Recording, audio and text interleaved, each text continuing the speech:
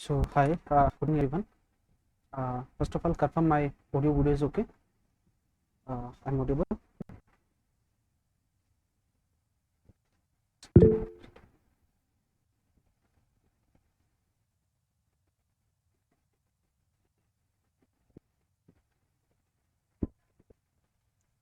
Hello, sound is okay. Just one confirm, then we will start. Okay, okay, okay. Thank you.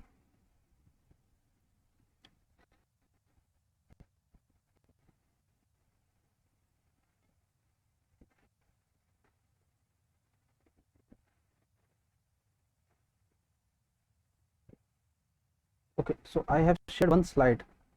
Okay, so is it visible? Slide is visible. Yeah, I think it's visible. So okay, first I will give a brief information about me, and after that we will start the session. Okay, so uh, about me, I'm Vaibhav Sharma. As most of the people know me already, working with the TMCQ group as an expert. I have already appeared in EG services, prelims, mains interview, other examination interviews like mark interviews, LPCL, HPCL, UNGCL, UCL, and most of the interviews which were conducted by Class 1 job. However, most of them I have not to make it, but I have gathered a lot of information about them. So I will try to complete all of the things together. जो भी मेरी mistakes रही थी पिछले 2 attempts में, और जो चीज़ें मैंने रेक्टिफाई की ओवर द टाइम, और क्या स्टडीज स्ट्रेटजी है ईएससी को क्रैक करने के लिए, मोस्ट ऑफ द थिंग क्या क्या रिक्वायर्ड रही होंगी, और क्या क्या चीज़ें लॉन्ग टर्म में ज़रूरी है अपने आप को कवर अप करने के लिए, वो सब चीज़ों का डिस्कशन हम एक एक करके इसमें करने वाले हैं. सो बहुत ही इंपॉर्टेंट सेशन है, क्योंकि डायरेक्टली आपको एक साथ ब्रीफ में सब चीज़ें जानने का मौका मिलेगा. सो इस सेशन में हम क्या करेंगे कि एक एक करके सारे डाउट्स को पिकअप करेंगे. मैं मोस्टली सारे डाउट्स को कवर अप खुद ही कर दूंगा, लेकिन अगर फिर भी अगर आपके कुछ डाउट्स हैं तो इस सेशन के एंड में आप अपने हैंड रेस करके अपने डाउट्स पूछ सकते हैं. वैसे कोशिश करूंगा कि कोई डाउट ना बचे, बट अगर फिर भी कोई है तो आई विल मेक श्योर कि आपको डाउट्स वहीं के वहीं क्लियर हो जाए. ओके, तो आपको मुझे ध्यान से सुनना है. I will create one by one. So some of the active test series of Team MCQs are active. If you want to enroll, you can go and enroll in NHPC, SSG, DD, and JKSSB. Doing our maximum efforts to get selected in all of the examinations. More people are selected every time, so you can reach over there. After the session, what are the questions and the topics I will cover up over here.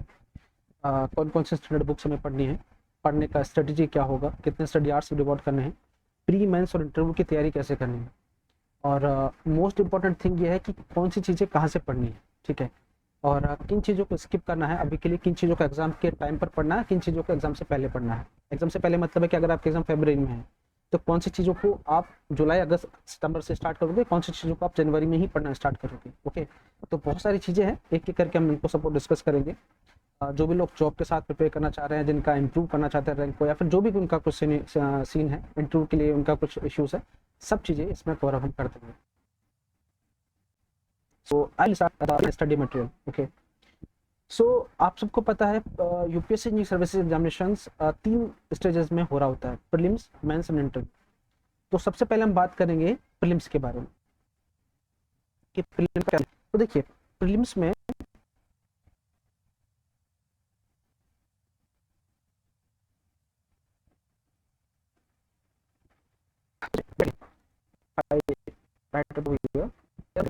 First is of not and second is of, ठीक है, non technical is carrying 200 marks and 2 hours examination. Technical is carrying 3 marks. Clear है. तो prelims total आपके 2 और 3 5 घंटे का examination होगा, जिसमें आपको 200 मार्क्स और 300 मार्क्स के को फेस करना रहा होगा. पेपर पैटर्न आपको बता देता हूँ, जो भी लोग हैं कि तो आपको सबको पता है, लेकिन आई नो, बट फिर भी एक बेसिक टू एडवांस सेशन रखा है, तो सब कुछ आपको इसमें मिल जाएगा. आपको लगी और आपको इस तरह से कैरियर फॉरवर्ड करना रहा होगा. ठीक है, तो ये आपका मार्किंग स्कीम रहा होगा. इसके अलावा पैटर्न्स की और चीज़ों के साथ में। तो देखो ये एग्जामिनेशन आपका जहाँ तक मुझे ज़्यादा 10 to 12 मॉर्निंग में और ये एग्जामिनेशन 2 to 5 होता है, ठीक है PM। तो ये 10 AM से आपका स्टार्ट सेशन, फिर 2 से 5 में आपका सेशन रहेगा, 2 घंटे के बीच में ब्रेक मिलेगा। एक ही दिन आपके दोनों पेपर होने वाले। पेपर पूरी तरह ऑफलाइन है, यू ऑल नो फॉर्मेट। अब देखो क्या करना है, वापस से चलते हैं। नॉन टेक्निकल के सब्जेक्ट्स हैं, नॉन टेक्निकल के टोटल 10 सब्जेक्ट्स रहे होंगे, ठीक है, या फिर 10 सब्जेक्ट देख सकते हो, मैंने यहाँ पे लिखा नहीं है बट इट इज ऑल। अब इसमें से क्या होगा, पहला जो सब्जेक्ट जिसको बोलते हैं, बहुत सारे लोग आकर बहुत सारे का ज्ञान देंगे कि न्यूज़पेपर पढ़ो, द हिंदू पढ़ो, या फिर कुछ स्टैंडर्ड बुक्स भी आ रही होती हैं, जैसे विजन आईएएस का करंट अफेयर है या फिर किसी स्पेसिफिक कोचिंग का करंट अफेयर्स है।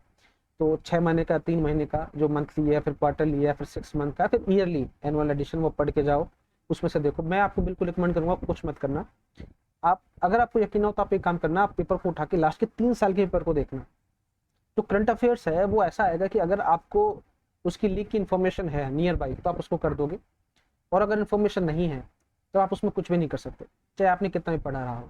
और इसमें पढ़ करके एफर्ट ला करके मार्क्स लाने का जो एफिशिएंसी है, जो कह सकते हैं कि आउटपुट है, वो बहुत कम है। तो मैं आपको ये सजेस्ट करूंगा कि इस पर अभी आप फोकस बिल्कुल ना करें, ठीक है। 2 चीज आती है इंजीनियरिंग एप्टीट्यूड मैथमेटिक्स, आपकी सेक्शन के लिए भी और मार्क्स लाने के लिए, ये दोनों ही सब्जेक्ट रेस्पॉन्सिबल रहेंगे, एप्टीट्यूड एंड मैथमेटिक्स। ऐसे कोई फिक्स तो नहीं है कि कितने क्वेश्चन दोनों सब्जेक्ट के कंप्रोमाइज, लेकिन अगर मैं जनरली आइडियल लूँ तो 25 to 30 क्वेश्चन आपको देखने को मिल जाएंगे। to 30 क्वेश्चन मतलब लगभग 50 से 60 मार्क्स, ऑलरेडी टोल्ड। अगर आपको ईएससी में सिलेक्शन लेना है, अच्छी रैंक भी लानी है, तब आपका मेन फोकस ये होना चाहिए कि अगर ये ऐसा नहीं है, तब अच्छे मार्क्स लाना, स्कोर करना नॉन टेक्निकल में और ओवरऑल भी मुश्किल बहुत हो जाएगा। ऐसा नहीं है कि नहीं हो सकता, यूँ तो हर जगह चीज़ें रही होती हैं, लेकिन मुश्किल बहुत हो जाएगा चीज़ों को रेक्टिफाई करना। क्लियर है? तो मैं आपको ये रिकमेंड करूंगा कि इन दोनों सब्जेक्ट्स का ना आपको 55 प्लस स्कोर करना है। स्कोर कैसे करना है मैं वो भी बताऊंगा, लेकिन आपको पहले बेसिक आपको सब सब्जेक्ट के बारे में कंसीडर मैं आपको कर दे रहा हूँ। क्लियर है? आगे चलते हैं। अगला जो सब्जेक्ट है, इन सब्जेक्ट में अब आपको क्या क्या पढ़ना है। देखो, एथिक्स बहुत सिंपल है। आप बुकलेट उठाओगे, बुकलेट को रीड करोगे ना सीधा, आपको एथिक्स समझ में आ जाएगा। इसके लिए कोई बहुत ज़्यादा स्टैंडर्ड बुक्स पढ़ना, लेक्चर देखना, चीज़ों को रेफर करने की जरूरत नहीं, बहुत सिंपल सा है। 8 से 10 क्वेश्चन आपको समझाएंगे। अभी सारे सब्जेक्ट जो है इनका कोई फिक्स वेटेज नहीं है, कभी 12 से 15 क्वेश्चन पूछे, कभी 10 क्वेश्चन पूछे, कभी कभी 18 क्वेश्चन पूछ लिए, कुछ फिक्स नहीं है। क्योंकि अभी रिसेंटली पैटर्न चेंज हुआ था, 2017 में आई थिंक ईएससी का पैटर्न चेंज हुआ था, तो तब से नॉन टेक्निकल के बारे में एकदम कॉन्क्रीट कह पाना कि इस सब्जेक्ट से इतना क्वेश्चन आएगा, इस टॉपिक से क्वेश्चन आएंगे, आसान नहीं है, ठीक है। इसके बजाय यही है कि जो आपकी रेंज में है आप उस पर काम कर सकते हैं। बाकी इंजीनियर के पॉइंट ऑफ व्यू से इंपॉर्टेंट है, उस चीज़ों को समझ लेते हैं। जो है आपके यहाँ पे प्रोजेक्ट मैनेजमेंट, आप पढ़ रहे होंगे ना आपसे, तो जैसे कि प्रोजेक्ट का स्कोप क्या है, उसकी फंक्शनलिटी क्या है, इवन तो कुछ क्रैशिंग है, फ्लोट लोड के बारे में, या फिर कुछ इनके बिहेवियर टर्मोलॉजी और कॉन्टेक्चुअल बिहेवियर के बारे में आपसे कुछ ना कुछ क्वेश्चंस पूछ लेगा। तो आप रेफर कर सकते हैं, क्योंकि आपने जो थोरोली सब्जेक्ट्स को टेक्निकल में पढ़ा है, तो नॉन टेक्निकल उससे काफ़ी हद तक रिलेट रहा हो, आप इसको रेफर कर सकते हैं। इसके अलावा जो मुझे लगता है पर्सनल पॉइंट ऑफ व्यू से ना, तो मैं आपको बताऊंगा कि ये अगर आपने इसको एक बार पढ़ लिया, समझ लिया, बेसिक आपको क्लियर है, आप पता लगा लोगे, सॉल्व कर लोगे। जनरली क्वेश्चन यहाँ से एक तो मैन्युफैक्चरिंग डिफेक्ट्स आ रहे होते हैं, सिक्स सिग्मा प्रिंसिपल, उनकी एक्यूरेसी, उनके कॉन्फ़िगरेशन के बारे में, इस तरह के क्वेश्चंस बन रहे होते हैं। तो अगर आप इसको एक बार रेफर कर लोगे तो इस सब्जेक्ट से क्वेश्चन बनाना आसान है। तो कहना है कि मैं आपको रेफर करता हूँ, तो ये कि आपको पढ़ने सारे ही हैं, छोड़ना कुछ भी नहीं है। मेरा पर्सपेक्टिव ये नहीं पढ़ के जाओ, मैक्सिमम मार्क्स हम सैंक्शन कर सकते हैं। तो ये 2 सब्जेक्ट, ये तो आपको करना ही, ये एक प्रोजेक्ट में से काम बनेगा। इसके हद तक एथिक्स एंड वैल्यूज, और फिर बाकी सब्जेक्ट बचते हैं। तो ये सब्जेक्ट्स अगर आपने cover कर लिए, आपके 55 मार्क्स यहाँ पे होते हैं। जो बाकी आप अगर करना चाहें तो एनवायरनमेंट बेसिक रिलेट कर सकते हैं, क्योंकि कुछ हद तक एनवायरनमेंट हमारे टेक्निकल सेट होता है, लेकिन उसमें ऐसा कुछ भी नहीं जो यहाँ पे आएगा। जैसे हम पढ़ रहे raw water treatment, sewage water treatment, properties, वो सब कुछ नहीं है, बिल्कुल अलग है। यहाँ पे एनवायरनमेंट का आप सेक्शन खोल के देखेंगे, आपको अलग देखने को मिलेगा। सेम तो नहीं है, लेकिन मोर ओवर आप रिलेट कर सकते हो। अच्छा खासा वेटेज भी रहता है, तो उसके लिए आप सेक्शन कर सकते हो। तो अगर अपने 55 के बाद में किसी भी तरह से 30+ मार्क्स से गैदर कर लिए, 4 से सब्जेक्ट, तो आपके नॉन टेक्निकल में मार्क्स हो जाएंगे कुल मिला के 85+ नॉन टेक्निकल की बात कर रहा हूँ। और it is a good score, ये बहुत बहुत बहुत अच्छा स्कोर है। मैं आपको बताऊँ, आपको माइंड में जब एग्जाम देने जा रहे हो, मॉक्स लिख रहे हो, कुछ भी लिख रहे हो, आपके माइंड में चीज होनी चाहिए कि मुझे 85+ यानी कि 90 स्कोर करना है। एक ट्रेडमार्क अपने अंदर रख लेना 90, 95, जो भी आपको सूटेबल लगे अपनी चीज के अकॉर्डिंग। लेकिन मेरे कहने का मतलब, मैं आपको जो बेसिक बता रहा हूँ वो यही है। लोगों के मार्क्स इतने आते हैं, टॉपर्स के मार्क्स भी इतने आते हैं। मैं भी आपको स्कोर कार्ड भी दिखाऊंगा, टॉपर्स के भी और बाकी लोगों के भी, जहाँ पे आप इस चीज को रेफर कर सकेंगे कि सच में मैं सच में बोल रहा हूँ नहीं बोल रहा हूँ, चीजें सच है नहीं है, ठीक है, वहां से देख पाएंगे, वो भी कोई एक अलग इशू नहीं है। तो ये चीजें बहुत इंपॉर्टेंट है जो मैंने आपको ऑलरेडी बता दिया है। अब ये आती है बात कि इनको पढ़ना कैसे है और प्रिपरेशन का मैकेनिज्म क्या रहा होगा। सबसे पहले करूंगा नॉन, फिर उसके बाद रेफर करूंगा।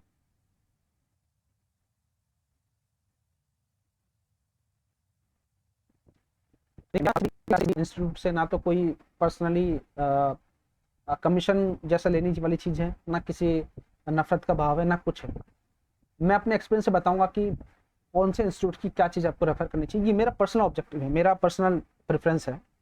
आपको जो भी लगता है आप उस तरह से अपने अकॉर्डिंग पढ़ सकते हैं, ठीक है। तो मेरा जस्टिफिकेशन ये है कि केवल इस सब्जेक्ट को इस यहीं से पढ़ना है, इस सब्जेक्ट को यहाँ से पढ़ना है, क्योंकि मैंने ऐसा पढ़ा था। कुछ मेरे साथ थे दोस्तों, जब हमने ग्रुप बनाया था, प्रिपरेशन किया था, तो ऐसे ही किया था और अच्छे मार्क्स गैदर हुए थे। मेरे लास्ट ईयर जो नॉन टेक्निकल में मार्क्स था वो 89 था, 89 पॉइंट समथिंग। तो मुझे लगता है कि 89 marks is a good enough in non technical. तो मैं उसके बिहाफ पर आपको चीज़ें रखने की कोशिश करूंगा।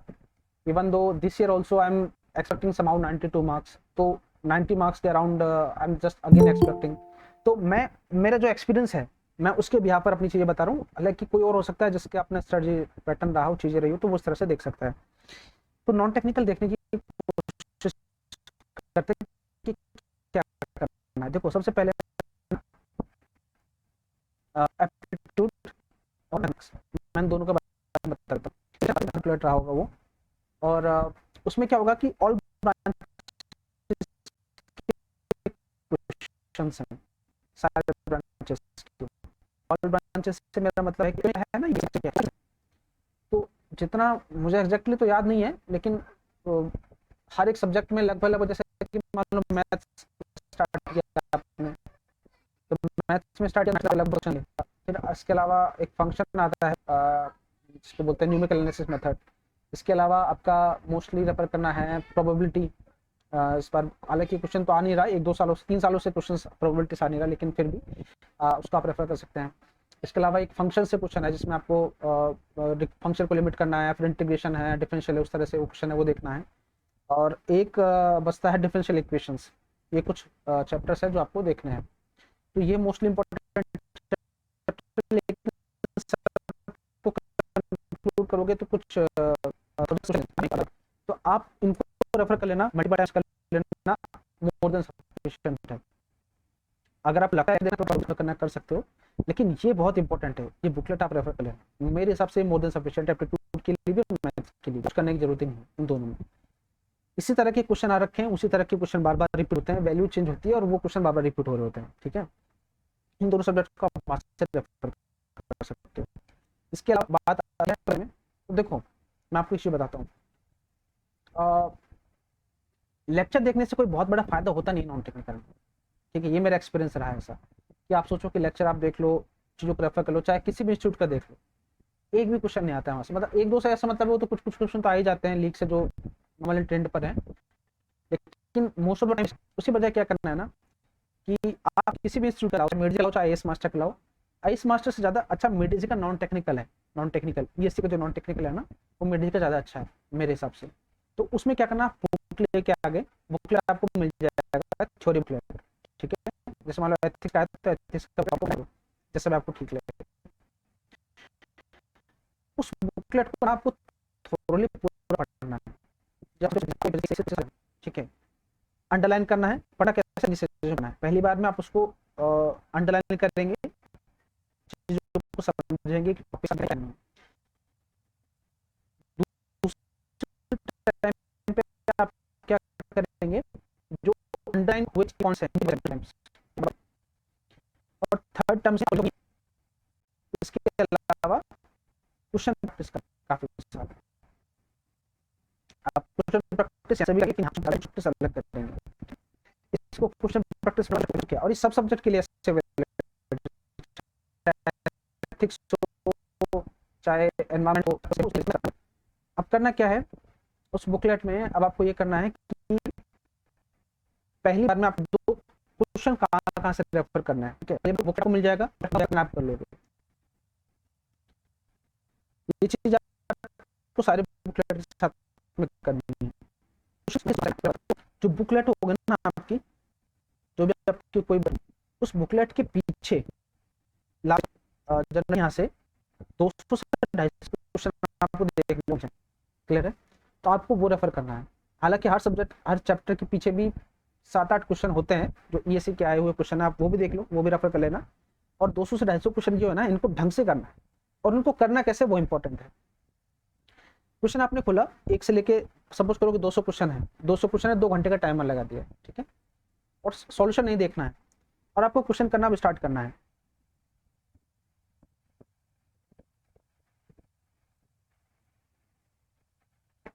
ठीक है, अब आपको ना क्वेश्चन करना स्टार्ट करना है।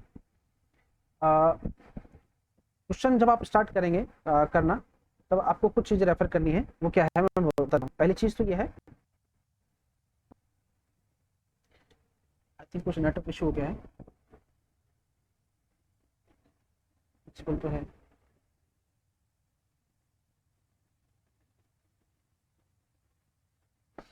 ठीक है, अभी विजिबल आई थी।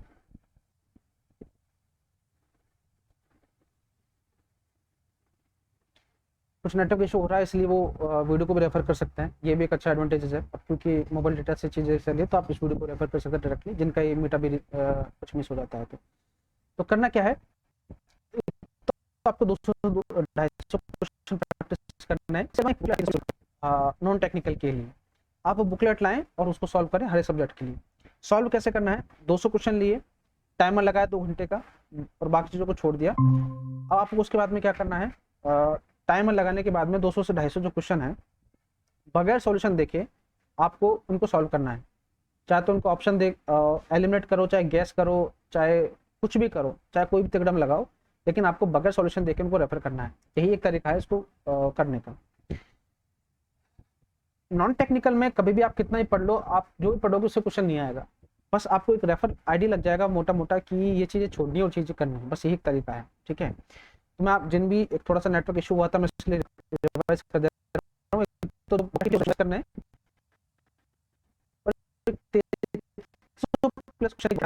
ये 2 मोर देन सफिशिएंट है। अगर कर पाओ तो ठीक है, नहीं कर पाओ तो इसको छोड़ दो ना, अपने आप में टाइम है तो कर लेना। ये एक तो चीज रेफर करनी है। दूसरा 2 इयर्स का टेस्ट सीरीज, आपको क्या मेडिजी का ले लो रेफरली। जाना है 2 साल का क्लासरूम टेस्ट, कहीं भी कोचिंग के आसपास स्टेट फोटो सेंटर वाले पे, स्टेट वाले पे मिल जाता है, तो उस फोटो स्टेट वाले से 2 साल का टेस्ट ले लेना है। उसमें नॉन टेक्निकल क्वेश्चन भी रहे होंगे, टेक्निकल के क्वेश्चन रहे होंगे, आपको जाना है और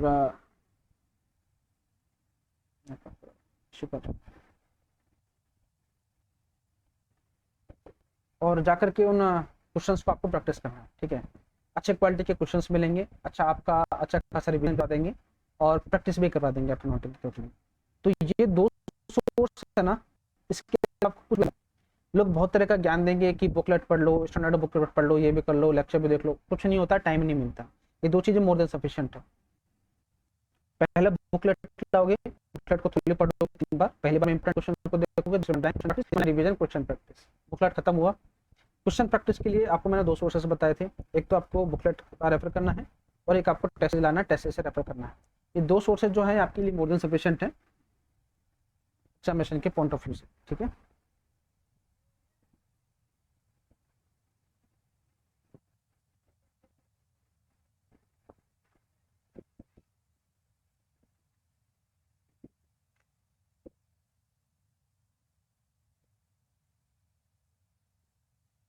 ठीक है, तो यहाँ पे ये कहानी खत्म है।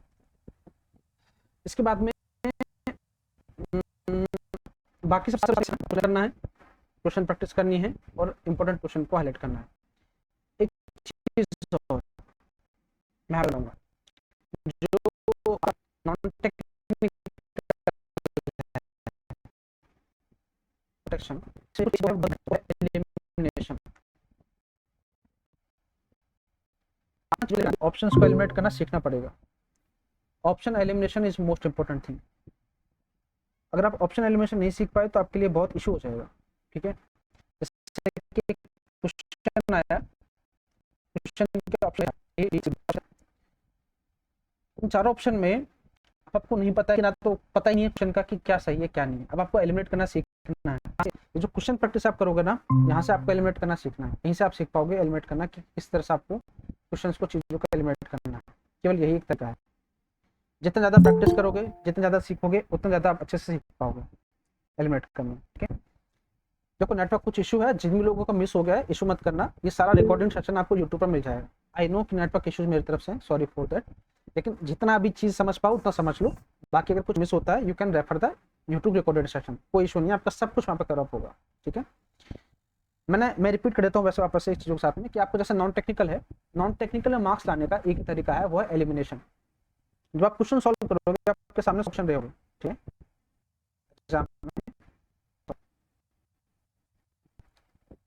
क्वेश्चन आपके सामने, एग्जाम में आपके सामने 100 क्वेश्चन रहे होंगे। उन 100 में से आपको केवल 85 क्वेश्चन के आसपास आएंगे, मैक्सिमम टू मैक्सिमम मानो तो, खींच के मानोगे तो 55 क्वेश्चन, इससे ज्यादा क्वेश्चन आएंगे भी नहीं आपको। ये बहुत बड़ा केस है, 50 क्वेश्चन आपको आ रहे हैं, जनरली आपको 40 क्वेश्चन के आसपास ही आते हैं। बाकी क्वेश्चन ना आपको गैस ही करना है। आपको 90 क्वेश्चन के आसपास अटेम्प्ट करना है। ठीक है, ये जो 40 क्वेश्चन है, ये आपको वो क्वेश्चन है जो आपको सही से आते हैं, लेकिन कितना भी सही कर लो इसमें भी कुछ ना कुछ गलतियां हो जाएंगी। ठीक है, अब आपको जो बाकी के 50 क्वेश्चन है, बाकी के 50 आपको गैस करना है, जो भी आपको कुछ कर सको, जो भी आपको ठीक लगे आपको करना है, लेकिन ये चीजें वहीं से क्लियर होंगी। अब इम्पोर्टेंट ये है, कि ये गैस करना कैसे, ये गैस की प्रैक्टिस यहीं से होगी। जो आप एक क्वेश्चन प्रैक्टिस करोगे, बुकलेट पढ़ोगे, रिवाइज करोगे, यहीं से आप क्वेश्चन प्रैक्टिस बैठे में करोगे। म्यूटेड है,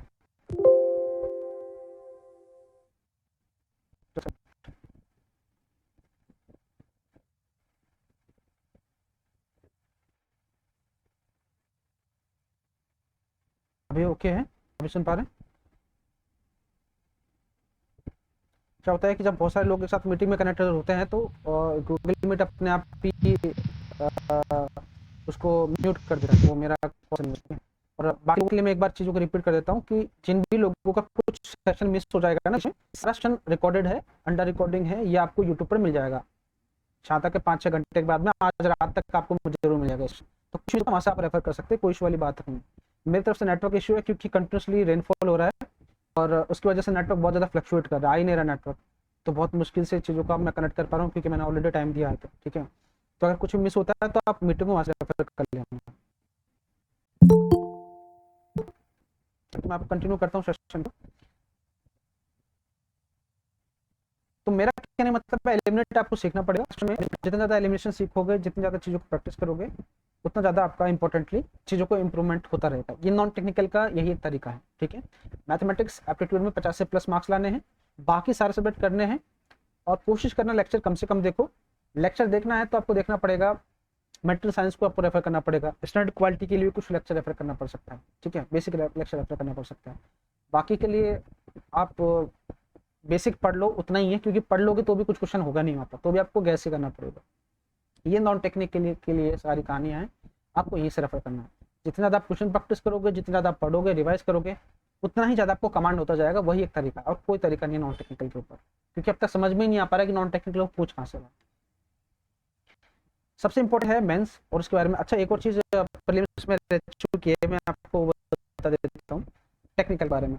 ठीक है, अब प्रीलिम्स में सारी कहानी कर लेते हैं टेक्निकल।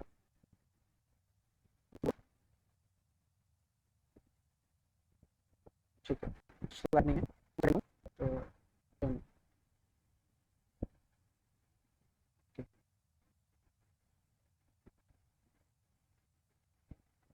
के लिए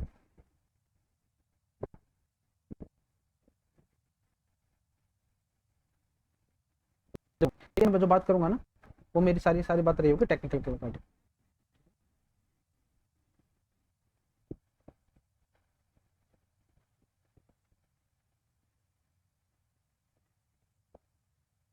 देखो टेक्निकल में सिलेबस बहुत पड़ा है इंजीनियरिंग सर्विस एक्सपीरियंस का, और मेरा आपको सजेशन ये रहेगा, पहली चीज आपको ना सिलेबस कंप्लीट करना, क्या पहली चीज।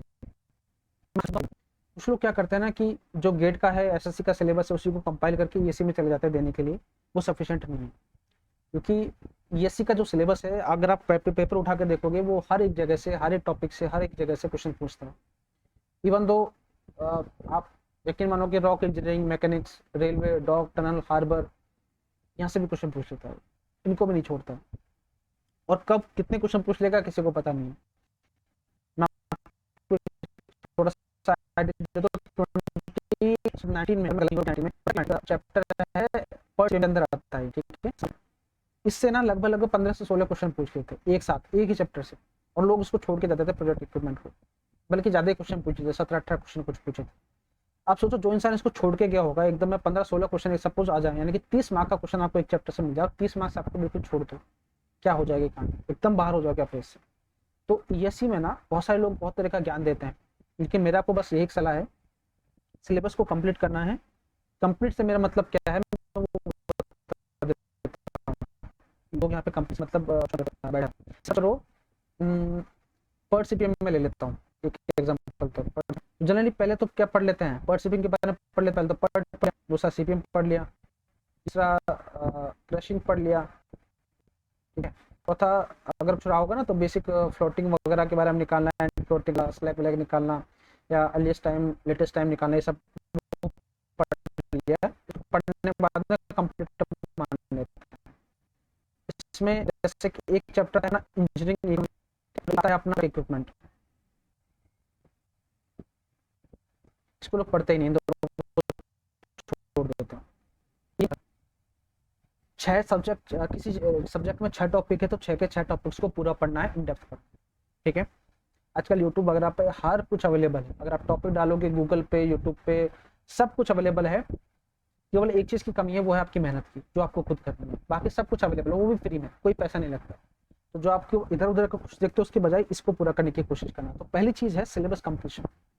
आरसीसी में, आरसीसी मतलब basic properties, bond strength, development length, share या फिर प्रीस्ट्रेस को पढ़ना ही नहीं है। रिटेनिंग वॉल भी आता है, मैसनरी भी आता है, इसके अलावा अर्थक्वेक भी है, वाटर टैंक भी है, ये भी आपको पढ़ना है। अब ये क्यों पढ़ने में बोल रहा हूँ, समझा था। सब करो कि प्री में दो क्वेश्चन आ गए, 2 क्वेश्चन मतलब 4 मार्क्स का। अब लोग मगजमारी करनी, जो हो चुका उसको पूरा करते हैं, कोई बात नहीं।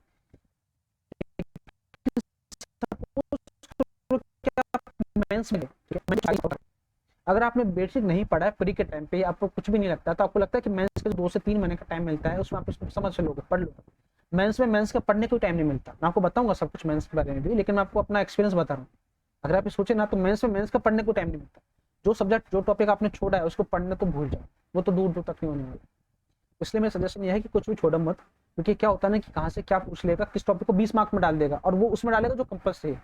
जैसे कि मेंस में क्या होता है कि पहला और 5वां क्वेश्चन कंपल्सरी रहा होता है, तो उसी सेशन में वो उसको इंक्लूड कर देगा, आप उसको छोड़ भी नहीं सकते। आप सोचो कि दूसरा क्वेश्चन अटेम्प्ट कर लेंगे जो कि ऑप्शनल है, कर कहाँ से पाओगे, कंपल्सरी में डाला हुआ है, तो क्या करोगे, आपके पास कुछ ऑप्शन रहा नहीं होगा। बात समझ रहे हो ना। तो इसलिए मेरा कहने का मतलब यही है कि बजाय कि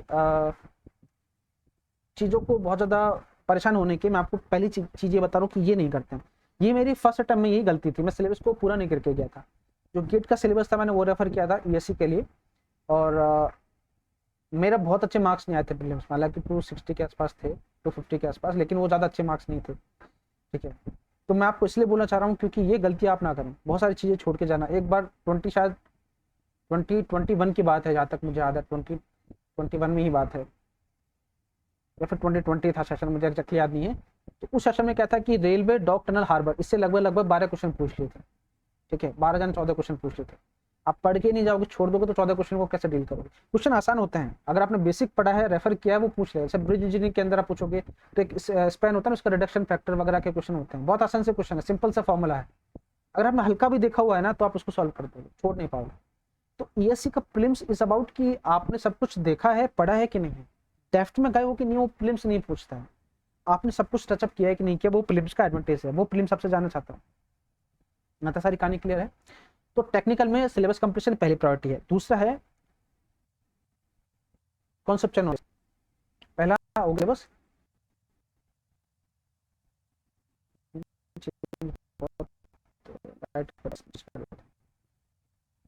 सिलेबस ऑलरेडी कवर अप। देखो एसएससी वगैरह में, बाकी एग्जामिनेशन में क्या होता है ना, आपको बताता हूँ एक चीज, उसमें रिपीटेड क्वेश्चन ही आते हैं जो ऑलरेडी आ चुके हैं, और बाकी एग्जाम में आओ सेम क्वेश्चन आ डाल देता हूँ। ईएससी और गेट, ईएससी गेट क्या करते हैं ना कि क्वेश्चन बनाते हैं कुछ नए, हालांकि कुछ क्वेश्चन रिपीटेड होते हैं, लेकिन ये क्वेश्चन नए भी फ्रेम करते हैं जो उसी साल आते हैं, उससे पहले कभी आए नहीं है, बाकी एग्जाम में भी नहीं पूछे गए, कभी नहीं पूछे गए।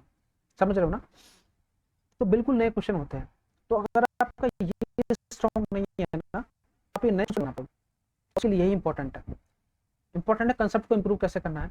कॉन्सेप्ट को इंप्रूव करने के लिए आपको सबसे लेक्चर रेफर करने पड़ेंगे, यही एक तरीका है, क्योंकि खुद से आप उतना डेप्थ तक चीजों को समझ नहीं पाओगे। दूसरा जो है वो है रिवीजन, अच्छे हो आप जो आएगा तो ऐसा करो।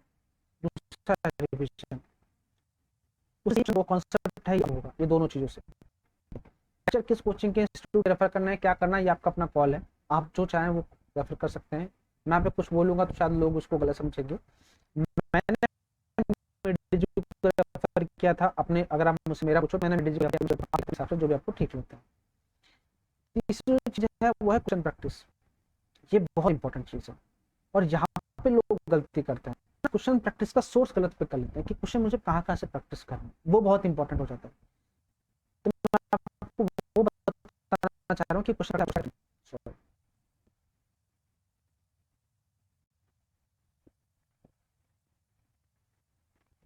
पहला 4 सोर्सेस आपको रेफर करने, 4 सोर्सेस मेरे अकॉर्डिंग है, आप अपने अकॉर्डिंग जितना आपका हो उतना आप कर लो, ये आप पर है कि आप कितना प्रैक्टिस करना चाहते हैं।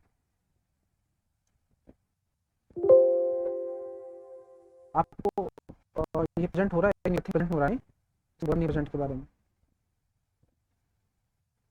स्क्रीन नहीं देख रहा है आपको।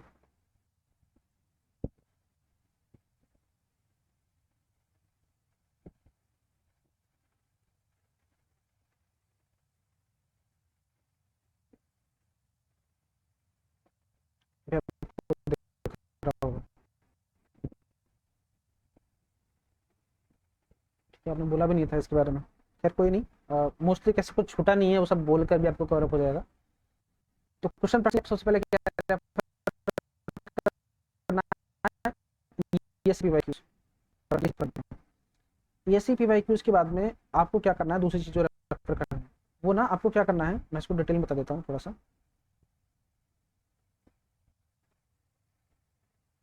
पहला तो आपको हो गया ईएससी का पीवाईक्यूज, आपको रखना ठीक है। वो आपको क्या करना है कि 2 इयर्स का किसी भी क्लासेस का ना आप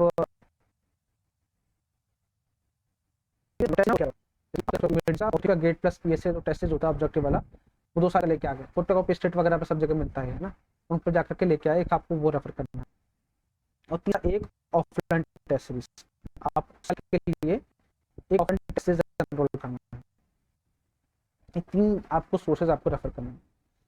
इसके अलावा इधर उधर 10 जगह आपको कुछ भी नहीं मुंह मारना, मैं आपको बता रहा हूँ। लोग बोलेंगे स्टैंडर्ड बुक पढ़ो, उसका थ्योरी बुकलेट पढ़ो, उसका एनपीटीईएल लेक्चर रेफर करो, यकीन मानो 6 महीने में आपको टाइम ही नहीं मिलता है, इतना टाइम नहीं होता है। 7-8 महीने मानो के ना, वो कब चलने जाएगा इन सब्जेक्ट को करते करते, नॉन टेक्निकल टेक्निकल, अभी आपको मेंस के लिए भी कुछ पढ़ना पड़ेगा एग्जाम से पहले, मैं वो भी बताऊंगा। ये सब करने में आपकी हालत खराब हो जाएगी। स्टैंडर्ड बुक छोड़ो, दूर दूर तक नहीं रेफर है, ठीक है। तो इसलिए मैं आपको बोल रहा हूँ कि इतना कर लो, मोर देन सफिशिएंट है। ईएससी पीवाईक्यूज 2 से 3 बार लगाओ, समझ में आ जाएंगे, या आप लगा लो। 2000 के आसपास रहते हैं, 2100-2200 के आसपास जो भी है, 4000 क्वेश्चन मोर देन सफिशिएंट है। उसके अलावा कैसे होगी तो 6000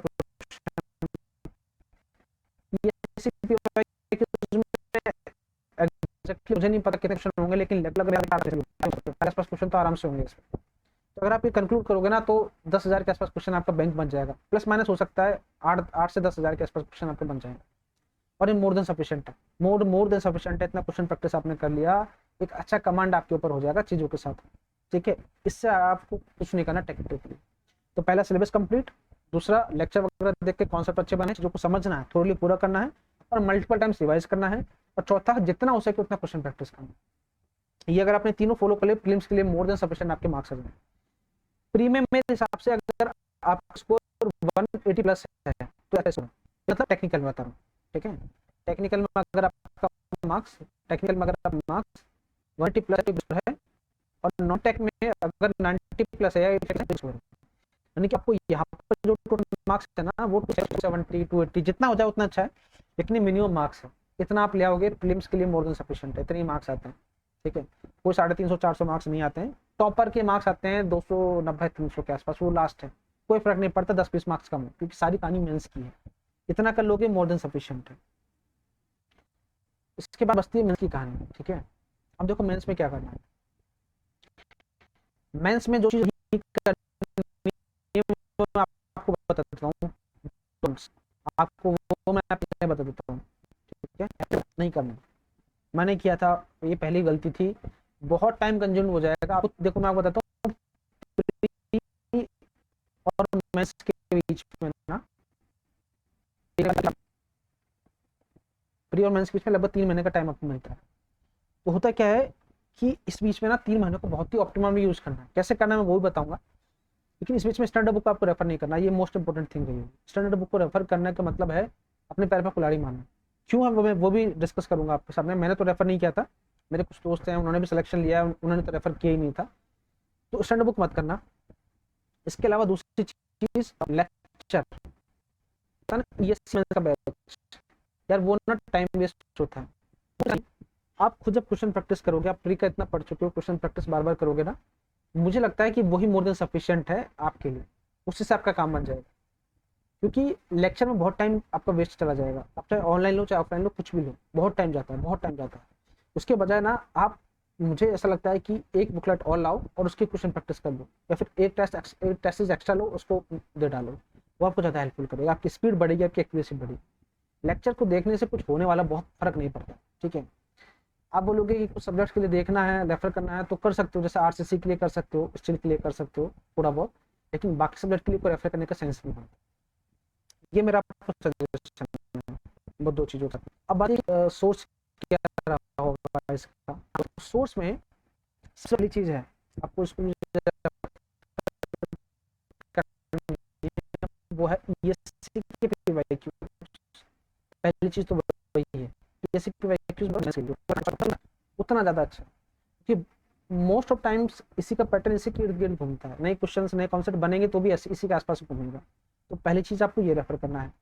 दूसरी चीज, आप अगर कर सको तो सिविल सर्विसेज के मेंस को रेफर करना, ये अच्छा बुक है, या फिर इसकी इसमें भी आ रखा है, तो ये आप रेफर कर लेना, इसमें से काफी क्वेश्चन मिलते हैं अगर आपके पास टाइम हो तो।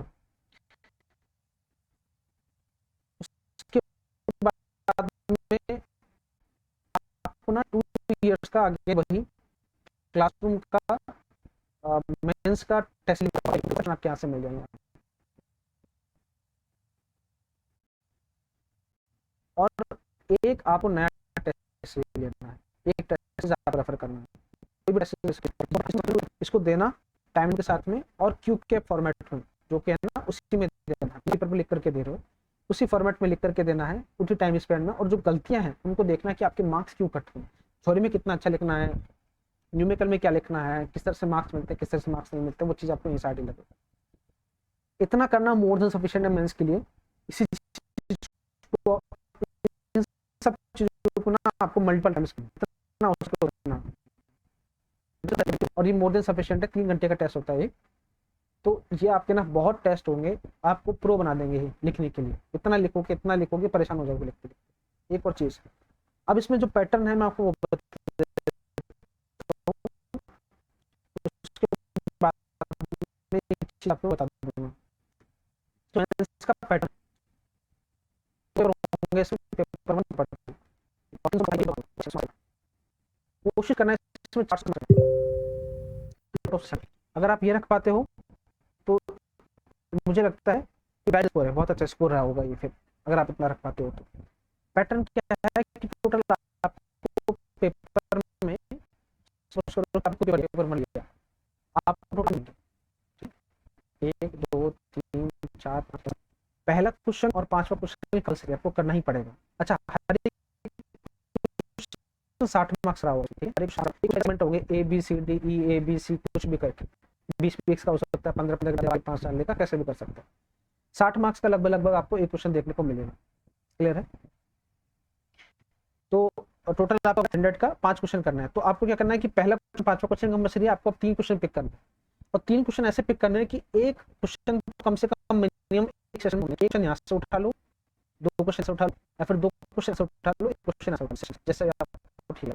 आपको इस तरह से बाकी के 3 क्वेश्चन उठाने हैं, ठीक है, और आपको सॉल्व करना है। तो ये आपकी कहानी हो जाएगी मेंस के लिए। क्लियर है? ये मोर देन सफिशिएंट है मेंस के लिए। आपको ये करना है, पेपर का पैटर्न बता दिया, प्रैक्टिस कहाँ से करनी है मैंने आपको वो बता दिया। जैसे आप क्वेश्चन प्रैक्टिस करोगे, खुद से लिखोगे, करोगे, तभी आपको चीज़ समझ में आएगी कि मेरे को क्या चीज़ छोड़नी है, क्या चीज़ करनी है। इन डेप्थ आपको वहीं समझ में आएगा। इसके बाद में देखो, इंटरव्यू अभी इसको एसएसआई का खासा मैं कुछ चीज़ें इसमें इंक्लूड करूँगा। एप्लीकेशन फॉर्म होगा, वो आपको पढ़कर जाना है, वो समझना है। जैसे कि आपका नाम क्या है, उसका मतलब क्या है, आप जिस जगह से लेंगे। अगर आपने एमटेक किया हुआ है, एमटेक का प्रोजेक्ट क्या है, और नहीं है तो आपका जो बीटेक प्रोजेक्ट है आपको वो ठीक है, आपसे कॉलेज वाले पूछ सकते हैं, कॉलेज के बारे में जनरली, तो आप वहाँ से क्वेश्चन पूछ सकते हैं कि बेसिकली ये क्या इश्यूज रहा, इंजीनियरिंग का कौन सा फॉल्ट है, क्या नहीं है, वहाँ से क्वेश्चन पूछ सकते हैं। तो ये आप चीज़ें को रेफर कर सकते हैं इंटरव्यू के लिए। ठीक है, इसके अलावा अब कुछ कहानी टेक्निकली पूछेंगे वो, तो आप टेक्निकली रिवाइज करना है। अब ये क्या करना है क्या नहीं, जो आपका प्री मेंस हो जाएगा तब इंटरव्यू के लिए सेपरेट मैं आपको वीडियो बना दूंगा, आप वहाँ से उसको रेफर कर सकते हैं। तो ये इंटरव्यू के लिए बेसिक प्रिपरेशन रहा होगा। कुछ चीज़ें हैं इंटरव्यू में, मुझे याद आ रहा है यहाँ से 3 पैनल होते हैं इसमें। ठीक है, 3 पैनल में स्मिता नागराजन मैम का होता है, स्मिता नागराज मैम का। एक लेफ्टिनेंट हिम्मत सिंह का शायद लेफ्टिनेंट थे वो, और एक राजीव सर करके कुछ था। आपको कोई भी एक पैनल मिल जाएगा, इसमें आपको पता लग जाएगा कि आपका कौन सा पैनल में होने वाला है। आपको वहाँ पर जाकर इंटरव्यू देना है। इंटरव्यू 2 मार्क्स का, ठीक है, 200 मार्क्स का इंटरव्यू है। 120 से बेसिक रखोगे, ऑनेस्ट रखोगे, कम्युनिकेशन अच्छा रखोगे, और चीज़ों को सटीक टू द पॉइंट बताओगे, आराम से मार्क्स मिल जाते हैं। ठीक है, तो ये आपका इंटरव्यू का सेशन रहा होगा। इस बारे में बहुत डिटेल से अभी जाने का मतलब नहीं, क्योंकि अभी प्रीलिम्स आप करोगे, मेंस कवर अप करोगे, चीज़ों को करोगे, फिर लास्ट में इंटरव्यू पे आप आओगे, तब वहाँ पर ही चीज़ें क्लियर होंगी। इंटरव्यू के लिए बस यही रेफर करूँगा कि 2 से 3 मॉक इंटरव्यू आप दीजिए, बस ये पढ़ लो। ये आप हमेशा कंफ्यूज में रहोगे कि क्या पूछेगा। तो आप 2 से 3 मॉक इंटरव्यू दे लोगे, बता देंगे कि देखो आपके सब्जेक्ट वीक हैं, ये स्ट्रॉन्ग है, आप ऐसा बोल रहे हो, ऐसा गलत है, आपका कैसे गलत है, आप बहुत जल्दी घबरा जा रहे हो, आप आई कॉन्टैक्ट नहीं रख रहे हो, आपका मूवमेंट सही नहीं है, वो सब चीज़ आपको बता देंगे। तो आप ये रेफर कर सकते हो। ठीक है, ये इंटरव्यू के बारे में चीज़ों की। अब बेसिक बात करते हैं इंजीनियरिंग सर्विसेज की, क्या होती है और किस तरह से ट्रेंड चला है वैकेंसीज का, कट ऑफ का। मैं आपको अब थोड़ा डिटेल में, अब थोड़ा स्टडी करेंगे चीज़ों की, एक एक चीज़ों को जानने की कोशिश करेंगे, जो कि बहुत इंपॉर्टेंट है इस वीडियो सेगमेंट के हिसाब से। देखो, टोटल आप देखोगे ना, ये 8 डिपार्टमेंट्स आपको देने वाले हैं टोटल। तभी होता है कि ये जो इसमें आपको वैकेंसी नहीं मिलेगी। इस बार भी देखोगे तो वैकेंसी कितनी है, 2 वैकेंसी, वो भी किसकी है, तो 7 में आपको जनरली 7 ही डिपार्टमेंट देखने को मिलते हैं, यही होता है। डिपार्टमेंट कौन से हैं, यही है, सेंट्रल सर्विस हो गया, बॉर्डर ऑर्गेनाइजेशन हो गया अपना बीआरओ, इंडियन डिफेंस अपना कैडर इंजीनियरिंग सर्विसेज को एमईएस बोलते हैं, और ये EEE अपना एमएस कैडर हो गया, सेंट्रल वाटर इंजीनियर, ठीक है। तो ये कमीशन आपको देखने को मिलेंगे इसमें टोटल सर्विस सिस्टम, ठीक है। अच्छा, इनका प्रेफरेंस ऑर्डर क्या है, किस पे आपको कौन सा भरना है, मैं वो भी डिस्कस करूंगा, मैं सारी चीज़ आपको बता दूंगा। तो ये आप देखो वैकेंसी 147 आपको वैकेंसी देखने को मिली थी, ये 20 की बात, सिविल इंजीनियरिंग। तो 2020 में आपको 147 वैकेंसी देखने को मिली थी। 147 आप देखो तो मेजरली बाद में ये बीआरओ और एमईएस इन दोनों में वैकेंसी रहती है, जैसे में रहेगी 60 के आसपास, 66 के आसपास, जो भी 65 के आसपास वैसे दोनों मिलेगी। तो मैक्सिमम आपके 4 डिपार्टमेंट है जिसमें आपको वैकेंसी सबसे ज़्यादा देखने को मिलेगी, ठीक है। कभी कभी इसमें आपको जो कहा गया वैकेंसी 19 से कभी 20, 22, 30 में आपको ऑनेस्टली वैकेंसी देखने को मिलती है। तो ऑनेस्टली कहें तो 5 डिपार्टमेंट्स आपके लिए हैं जो आपके काम के हैं। 147 वैकेंसीज थी और उस टाइम पे कट ऑफ क्या कहता है मैं वो भी डिस्कस करूँगा, लेकिन पहले एक आइडिया ले लेते हैं। आगे देखो मैकेनिकल का, तो देख लो कि सिविल की, मैकेनिकल की, इलेक्ट्रिकल की वैकेंसीज कितनी रहती है, क्या उनका सीन चल रहा है, ताकि एक रफ आइडिया लग जाए। तो देखो उनकी टोटल वैकेंसीज 41 थी, टोटल वैकेंसीज 41 थी उनकी। इनके कुछ डिपार्टमेंट्स अलग अलग आपको देखने को मिलेंगे,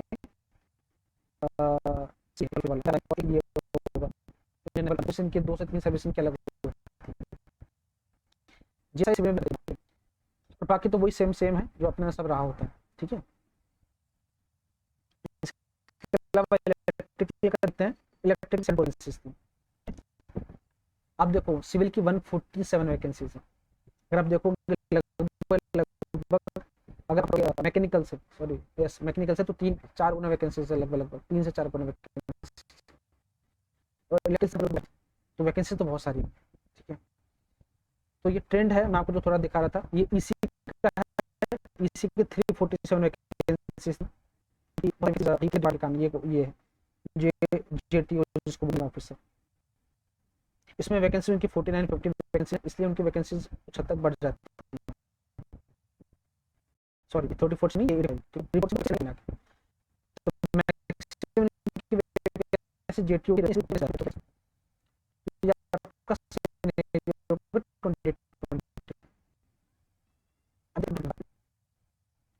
147 से 86 वैकेंसी होगी। आप ट्रेंड देख रहे हो, ये कोविड के टाइम की बात है, मैकेनिकल इलेक्ट्रिकल का नहीं है, केवल सिविल का है। उसके बाद वैकेंसी 147, पहले तो 147 के आसपास थी, उसके बाद में लास्ट वैकेंसी का ट्रेंड वही है था, 150-160 के आसपास वैकेंसी। अभी 2023 का देखेंगे तो वैकेंसी बड़ी है, लेकिन जो बड़ी वैकेंसी है ना वो इसके वैकेंसी को बढ़ना, मानो चाहे नहीं मानो, बात एक ही, क्योंकि आप सीन समझ रहे हो। तो सारी बाकी आप देखोगे तो में कितनी वैकेंसी, 5 वैकेंसी। एमईएस में देखोगे, डिफेंस में तो 28 के आसपास एमईएस में है, कंस्ट्रक्शन में 23 वैकेंसीज हैं। इंडियन स्किल डेवलपमेंट में कभी वैकेंसी आती कभी नहीं आती, इस बार 2 वैकेंसी, कोई सेंस नहीं। और सीडब्ल्यूसी जो है सेंट्रल कमीशन वैकेंसी रहती है, वो भी इस बार का सीन 29 वैकेंसीज है, वो ही सीन रहता है। 211 के आसपास वैकेंसी, जिसमें 82 वैकेंसीज बिहार की है, लगभग कह सकते हैं कि 45% के आसपास, लगभग पता है। तो ये ट्रेंड है इस बार वैकेंसीज का। अब देखते हैं कि मार्क्स लोगों के क्या आ रहे हैं, क्या सीन चल रहा है। तो देखो देखते हैं उसके मार्क्स हर बार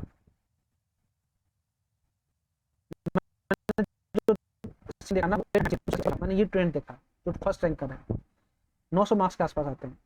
900 मार्क्स में आप देखोगे 786 रिटर्न में है, अभी 786 मार्क्स, और ये परसेंटेज और ये फाइनल मार्क्स है।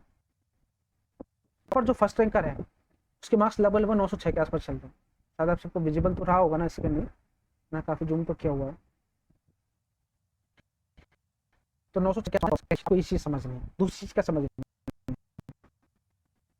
तो 900 की अगर आपको टॉप 20 में आपके मार्क्स लगभग, अगर आपके मार्क्स 820 830 प्लस है, आपका रैंक 200 के अंदर पक्का जाए। तो आपको रेंज समझ में आ गया कि आपके मार्क्स अगर को चाहिए तो क्या क्या रहना चाहिए।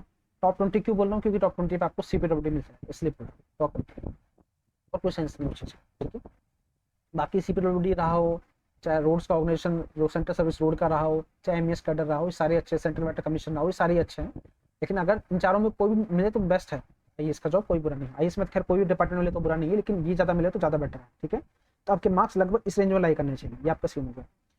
मेरा दोस्त था विपुल गुप्ता, इसके बारे में बताऊँ कितने क्या सीन है, क्योंकि मुझे इसके सारे मार्क्स पता है। मेरा ही पार्टनर था, रूम पार्टनर नहीं बल्कि बैचमेट था। तो इसका क्या सीन था, 122 मार्क्स के शायद, 120 टेक में के लगभग लगभग 180 के आसपास मार्क्स, 180 184 के आसपास मार्क्स थे इसके, ठीक है। प्री बता रहा हूँ, ये प्री का मेंस में बहुत ज्यादा मार्क्स थे, इसीलिए ना ये बाजी आ गया, क्योंकि यहाँ के मार्क्स, ठीक है। इंटरव्यू में कितने 128 का इंटरव्यू मार्क्स मिले, प्लस अगर आप बेसिक रख के आओगे, काम करोगे, 120 प्लस आपको आराम से मिल जाएगा। और वही कहानी यहाँ पे होगी, देख सकते हो आप, चलो 120 प्लस आराम से मिल जाता है, बेसिक आपका रहा होगा तो, ठीक है। जनरली 180 मार्क्स आप देखोगे जितने रैंक 100 प्लस मार्क्स ही उनके दे रखे हैं, और ऐसा होता है जनरली 108 110 मार्क्स आपको मिल जाते हैं। और इंटरव्यू में जो बोला था ना कि 250 से प्लस मार्क्स आपको, आप सोचो 265 आपको यहाँ 200 के अंदर चल रहा है। आप जितना ज्यादा मेहनत करोगे, जितना ज्यादा मार्क्स बढ़ाओगे, तो आपको रैंक को इंप्रूव कर ही देगा। लेकिन इस जगह रहने के लिए आपको मार्क्स कितने चाहिए, मैं आपको बताया, उस पर गाइडलाइन दिया मैंने, ठीक है। ये एनालिसिस जो है ना, ये आपको कहीं नहीं मिलेगा, मैं आपको बता रहा हूँ सच में। ये जो आपको सेशन है ना, ये सेशन आपको यूट्यूब पे नहीं देखने को मिला था, क्योंकि ये सेशन में सारा मेरा एक्सपीरियंस मैंने ऐड किया कि कहाँ पे क्या करना है, क्या चीज़ रोकनी है, किस में कितने मार्क्स लाने, क्या चीज़ें होती है। तो इसलिए बोल रहा हूँ कि चुपचाप सुन लो इस चीज़ को आप ध्यान से। मैंने आपको आईडी दी 2020 का, देखो टॉपर्स के मार्क्स 900 बेसिक मार्क्स जाने के लिए 19 है, लेकिन 20 में मान लोगे तो 830 प्लस मार्क्स है। तो 820 से लेके 900 का रेंज है टॉप 20 लोगों का। अब वो भले ही इंटरव्यू के मार्क्स प्लस में सकते हो करता है, लेकिन कहानी है इस बार हाईएस्ट मार्क्स थे इस बार, 152 हाईएस्ट मार्क्स थे जो मार्जिन को, ग्रेट मार्क्स। आपकी पर्सनैलिटी को इतनी ज्यादा पसंद आई है, तब जाके आपको इतने मार्क्स मिलते हैं, ये बहुत अच्छे मार्क्स हैं। अब देखो कि 697 थे, 152 इससे भी ज्यादा लोगों के मार्क्स है, 723 730 724 736 तक मार्क्स, लेकिन मार्क्स कहानी बदली। तो ये सी ऐसा ही है, प्री मेंस इंटरव्यू सारा फ्लक्चुएशन करके ना कहां से ऊपर से नीचे डाल देगा वो, एक सेशन ऊपर नीचे होने से। तो वो लक बहुत चाहिए इसमें, पूरे एग्जामिनेशन में लक बहुत जरूरी होता है। लेकिन वहीं अगर आपके मेंस मार्क्स बहुत अच्छे हैं ना, तो फिर सारी चीजें मैटर नहीं करती। तो ये चीज भी यहाँ पे देखने को मिलता है। 2022 का रिपोर्ट देख लो, इसमें है तो हवा ही नहीं लगी थी, क्या पेपर पूछ लिया, कुछ भी नहीं पता था। तो बहुत बड़ी बात है, इतना नंबर बहुत बड़ी बात है, बहुत ज्यादा टफ पेपर आया था, इसलिए ऐसा हुआ। जनरली ऐसा नहीं होता, इतना ही रेंज आता है, 820 से लेकर 900 तक का रेंज होता है टॉप 20। तो आपको देख सकते हो, आप मिलेगा इंटू के मार्क्स इस बार ज्यादा मार्क्स होते हैं, 160 इज अ ह्यूज मार्क्स। ये आसान नहीं है 160 यूपीएससी में लाना आउट ऑफ 200, बिल्कुल भी आसान नहीं, बिल्कुल भी आसान नहीं, मैं आपको बता रहा हूँ। 150 लोग क्या हैं, 135, ये 140, 130, ये बहुत ज्यादा अच्छे मार्क्स है 2022 में जो लोगों को मिले हैं, तब जाके सारी कहानी बैलेंस हुई है। वरना इनको ऐसे मिलते हैं ना 110 105 120, ये 870 जो है ना 850 टॉपर के रहते हैं, 840 टॉपर के रहते हैं, क्योंकि पेपर बहुत अच्छा आया था। पेपर 1 ज्यादा टफ था, ये क्वेश्चन में जो पैटर्न है वो थोड़ा कुछ भी पूछ रहा है, इसलिए रिकमेंडेड कैंडिडेट जो 2020 में लास्ट रिकमेंडेड कैंडिडेट था। देखो क्या होता है, अगर जनरल से है ना, तो जो 238 है आपके प्री की कट ऑफ, आपको 651 मार्क्स चाहिए, किसमें से 600 प्लस 500 1100 में से, क्योंकि 500 का परी हो गया, 600 का मेंस हो गया। तो आपको 651 मार्क्स अगर आपके हैं तो आपको इंटरव्यू का कॉल आएगा, सिलेक्शन नहीं होता, इंटरव्यू का कॉल आएगा। और 807 मार्क्स सिलेक्शन हुआ फाइनली जनरल से, उसके मार्क्स 807 थे, तब जाके उसको सिलेक्शन हुआ। और ओबीसी से है रिकमेंडेशन मिला था उसको, जो डिपार्टमेंट है उसको कोई नौकरी लगा हो जाएगा। ये 2020 की कहानी है। 2021 का के आसपास कट हो जाती है जनरल का। और लास्ट 2017 और 8/4 पे कैंडिडेट था, रिकमेंडेड कैंडिडेट था। और ओबीसी का देखोगे तो जनरली 762 पे डिपार्टमेंट मिल गया था, और कट ऑफ 243 गया था। तो यहाँ पे ज्यादा फर्क नहीं आता है, दोनों मार्क्स में कोई ज्यादा फर्क नहीं है, ठीक है। तो आपको लगभग 600 मार्क्स आपके होने चाहिए, 600 प्लस में कॉल आ जाएगा। 650 लगा दो उसको सेफ साइड में, अगर 600 प्लस है। 2022 की कहानी देखते हैं, कहानी यही है अगेन। इस बार थोड़ा पेपर मैंने बताया कि कहानी ऐसी थी, तो इस बार क्या था कि 551 मार्क्स जो थे ना, 551, उस पे इंटरव्यू का कॉल आ गया था 551 पे जनरल में, और ओबीसी में 550 आ गया था। और 729 जो लास्ट कैंडिडेट था जिसको की कोई नौकरी डिपार्टमेंट ऑफर हुआ, क्योंकि पेपर थोड़ा आउट ऑफ द बॉक्स है, इसलिए सारी कहानी ऐसे रही है। वैकेंसी भी थोड़ी फ्लक्चुएटेड थी, तो वो एक अलग बात है, लेकिन कहानी यही है। तो अगर आपको करना है तो 230 यानी कि मार्क्स 265 प्लस है, गुड मार्क्स है प्रीलिम्स में। यहाँ पे फिर आपको मेंस में ना मार्क्स को 420 मिला, तो अगर 200 इंटरव्यू का कॉल आ जाएगा।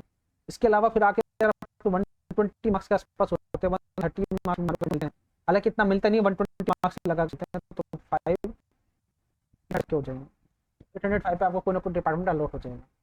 अब इसमें आप ज्यादा मेहनत करोगे, के आसपास लेके चले गए, इसको 440 कर दिया। इसमें आपको बताया था कि 265 प्रीलिम के लिए, 420 प्लस मेंस के लिए, और 120 प्लस इंटरव्यू के लिए अगर आपका आता है तो आपको कोई ना कोई डिपार्टमेंट मिल जाएगा। मैंने इसलिए आपको स्टार्टिंग में वो चीज कहानी कही थी, इसको देखते हुए ये सारा एनालिसिस है। टॉपर्स के मार्क्स देख लो, 2020 टॉपर था 2022 का सिविल इंजीनियरिंग, नॉन टेक्निकल लगभग बताया मैंने, ठीक है। तो आप उसको जोड़ के बता मिल जाना कि देखो 200 310 हो रहे हैं, आपने 300 को बता दिया, मुझे पता है वो 310 हो रहे हैं, रफ फिगर में देखो 230 के आसपास मार्क्स है, 230 के आसपास मार्क्स है, यानी कि 460 मार्क्स है, बहुत अच्छे मार्क्स है। और इंटरव्यू को मिला 130 मार्क्स, वेरी गुड मार्क्स है। 908 मार्क्स इनके रिकमेंडेड कर दिए, रिकमेंडेड मतलब सिलेक्शन हो गया इनका। ईयर 1 था, बाद में रैंक बाद में निकलता है, तो एक लिस्ट पीडीएफ जारी करता है, उसको पता लगता है आपकी रैंक कौन सी, ठीक है।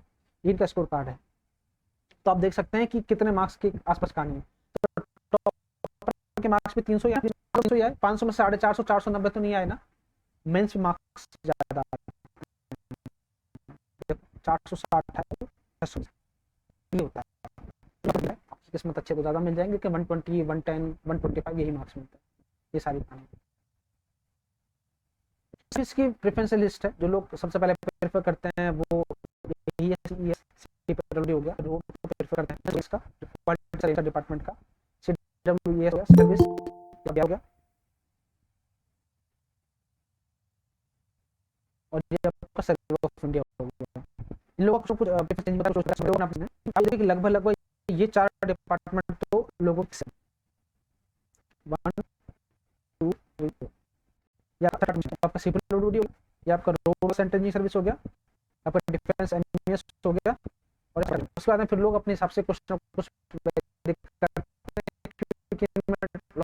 रिमोट लोकेशन मिलती है, पास लोकेशन की सर अपने आप प्रेफरेंस बनाई थी, देखते हैं कि इस तरह से चीजें प्रिपेयर होती हैं, इस तरह से लोग अपना डिपार्टमेंट प्रेफरेंस पढ़ते हैं, ये सारी कहानी।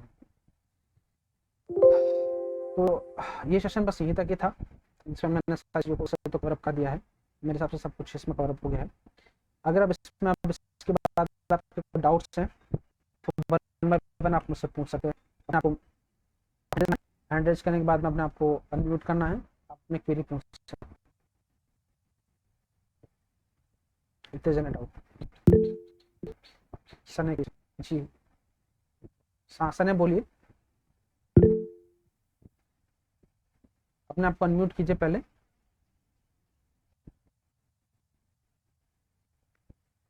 सने सुन पा रहे हैं आप?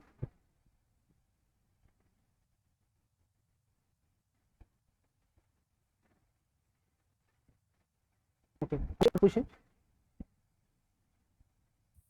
Good evening sir. Good evening sir. बोलिए। सर मुझे पूछना है कि जॉब के साथ कैसे प्रिपेयर कर सकते हैं?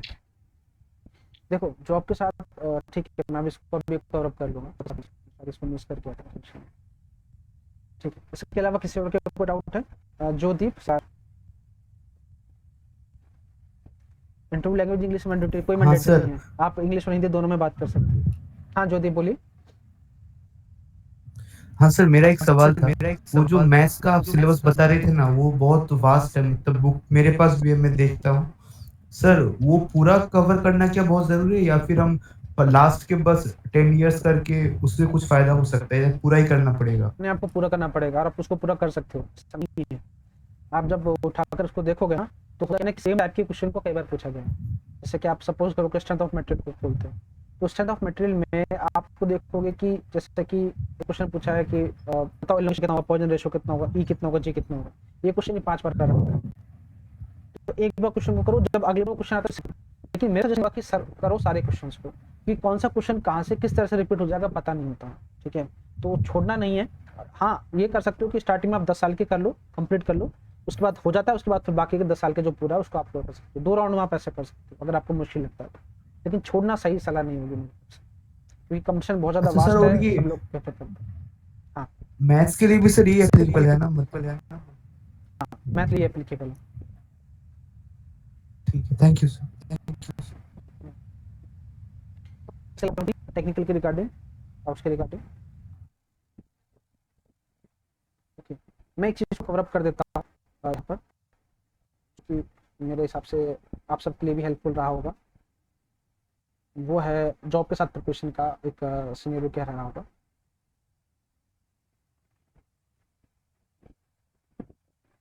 जस्ट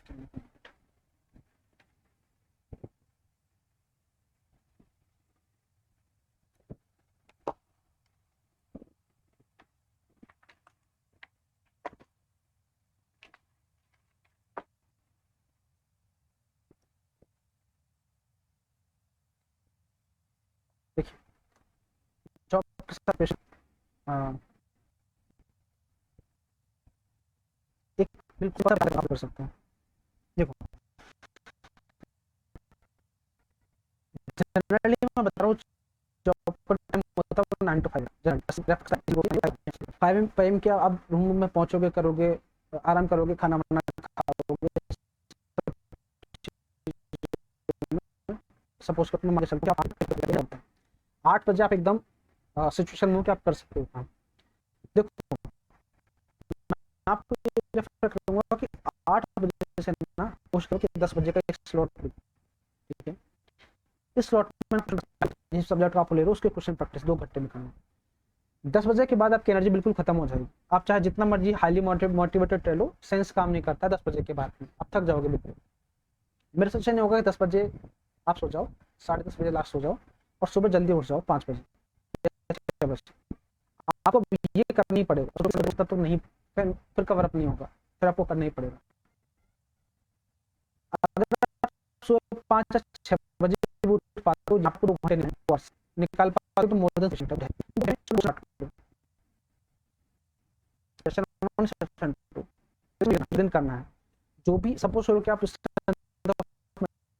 पढ़ने वाले हो, तो आपने क्या किया, आपने सपोज बेसिक पढ़ लिया, उसके बाद शाम के अलावा उसी दिन पर जो भी आपके वीकेस्ट एरियाज हैं, करंट स्लॉट है ना, मॉर्निंग, सपोज करो कि आप इसमें बोलोगे कि बॉशिंगर इफेक्ट क्या है, आपको याद नहीं आया कि बॉशिंगर इफेक्ट खोला, रेफर किया, बुकलेट खोला, लेक्चर देखा, जो भी आपको लगता है आपका जो भी मटेरियल है, अब बॉशिंगर इफेक्ट को आपने रिवाइज कर लिया, इस चैप्टर में ये मेरा वीक टॉपिक था, इसको मैंने पढ़ लिया, मेरा वीक टॉपिक कुछ भी नहीं है। तो आपको सेकंड में क्या करना है, अपने जो लूपहोल्स हैं जो आपके वीकर एरियाज हैं, जो स्लॉट है 2 घंटे का, सबको प्रैक्टिस करना बस बहुत है। 2 घंटे सुबह, 2 से 3 घंटे शाम को, 4 से 5 घंटे मिल रहे हैं, मोर देन सफिशिएंट है। अगर ऐसा है कि आपको सैटरडे संडे ऑफ है, अकॉर्डिंग मॉर्निंग में पढ़ना है, इवनिंग पढ़ना है, वो अपने अपने अकॉर्डिंग आप कस्टमाइज कर लें अपने हिसाब से। तो यही एक तरीका है इसको करने का, इवनिंग में 2 घंटे, मॉर्निंग में 2 घंटे आप स्लॉट में निकालते रहो अपने अकॉर्डिंग, जो सब्जेक्ट आपको लेना है उस तरह से पिक करते रहो। 3 तरह से एक सब्जेक्ट बटेगा, पहला सब्जेक्ट जो भी वीकर एरिया जो उनको रेफर करना है, दूसरा क्वेश्चन प्रैक्टिस, तीसरा रिवीजन। इन तीनों चीजों को हर दिन करना चाहिए, आपका सिलेबस अपने आप कंप्लीट होता चला जाएगा, अपने आप चीजों को आप मैनेज करना स्टार्ट करते हो। अगर ऐसा पॉसिबल है कि जॉब पर भी टाइम मिल सकता है तो कोशिश करो आधा से 1 घंटे निकालने का, उस पर ना ये रिवीजन जो टाइम है ना, कोशिश करो कि इसको जॉब है कॉन्सेप्ट बनाने वाली बात है वो जॉब के साथ हो नहीं पाएगा, क्योंकि उसमें थोड़ी कंसंट्रेशन ज़्यादा चाहिए होता है। लेकिन आप फटाफट रिवाइज कर पाओ, फॉर्मूले देख लिए, थोड़ा सा मेथड देख लिया, टेबल को रिवाइज कर लिया, इस कोड को देख लिया, हो गया, तो आपका ये वाला टाइम यहाँ से बच जाएगा। और इसमें फिर क्या करो कि इसमें भी कोशिश करो कुछ, क्योंकि on an average question practice revision ही आपको मैटर करने वाला है, बाकी कोई चीज़ें मैटर करती भी नहीं। तो आप इस तरह से अपने हिसाब से चीज़ों को कस्टमाइज कर लेना कि आपका जॉब टाइम क्या है, आपको कब टाइम मिल रहा है, आप कब सो रहे हैं, कब उठ रहे हैं, कितने घंटे हैं, कितने नहीं। तो यही होगा, मंडे टू सैटरडे आपको ऐसे ही करना पड़ेगा। संडे के टाइम पे अपने नंबर ऑफ आवर्स बढ़ा दें, 10 घंटे 12 घंटे उस दिन करना, क्योंकि कुछ लोगों का सिलेक्शन हुआ था यूपीपीएससी में, उन्होंने ऐसे ही किया था, सब लोगों ने ऐसे ही किया था, मैंने उनको ये बताया था, उन्होंने फॉलो किया था, फॉलो हो जाता है, आसान तरीका है। तो जॉब के साथ यही तरीका फॉलो करने का, ठीक है। इसके अलावा कुछ आउट है आपके, another out to be follow?